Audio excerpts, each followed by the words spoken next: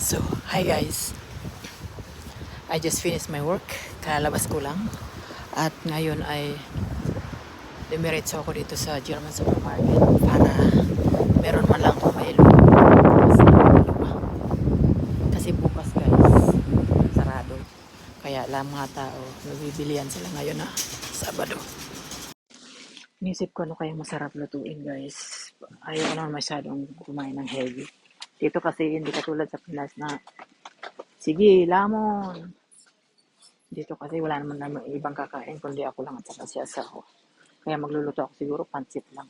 Meron na akong pansit doon kaya lang ingredients na lang saka parang dessert.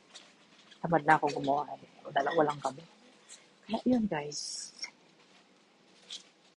Prutas ay mga gulay guys. Mga fresh. Ano kaya kamatis.